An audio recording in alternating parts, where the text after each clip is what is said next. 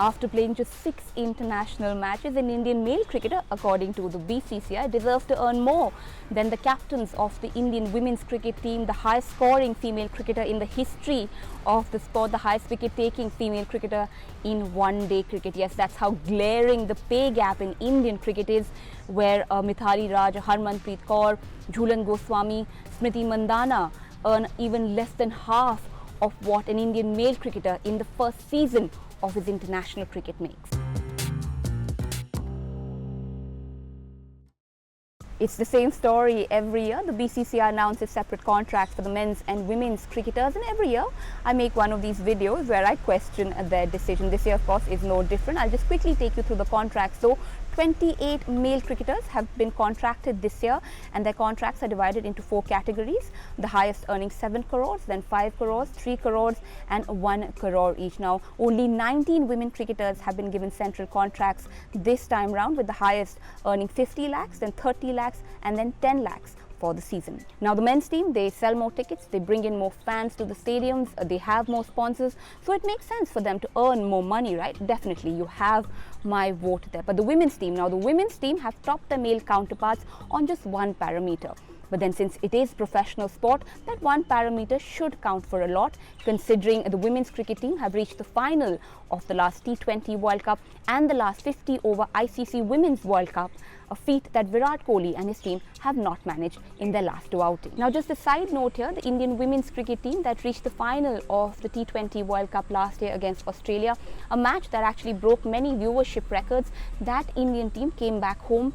And despite the renewal of international cricket in the summer of 2020, the Indian women's cricket team didn't play a single match for almost an entire year after that appearance in the final. Nothing. The BCCI simply chose to ignore the Indian women's cricket team that had reached the peak of their form, performance, fitness, and instead of capitalizing on it, they just let the women's cricket team sit at home for an entire year, even as their male counterparts were playing in IPL, were touring Australia, and were even hosting England across formats. So why are we so surprised though then here, right?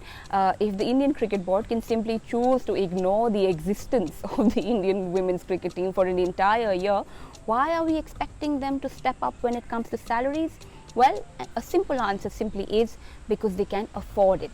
The BCCI is the richest cricket body in the world, and according to their own payment statements that have been posted on their own website, they paid 150 crore rupees as advance tax for the second quarter of the last financial year. And if you do your math, you can sort of figure out the kind of income the BCCI makes in a year. Also, and more importantly, the BCCI is a not-for-profit organization. So unlike other companies where the profits go in to fill the coffers of the CFO or CEO, the money that the BCCI makes is supposed to go back into the sport.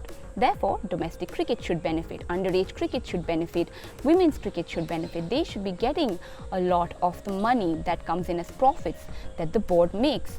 And in that context, we must now ask, is rupees 5.1 crore all the money that the BCCI have in their kitty to pay the 19 international women's cricketers who have played the sport that the BCCI is supposed to oversee, help run, help expand and make as aspirational as the men's game? Just think about it, rupees 5.1 crore spent on the salaries of 19 Indian international women's cricketers as opposed to 96 crores spent on the 28 contracts of the Indian men's cricketers.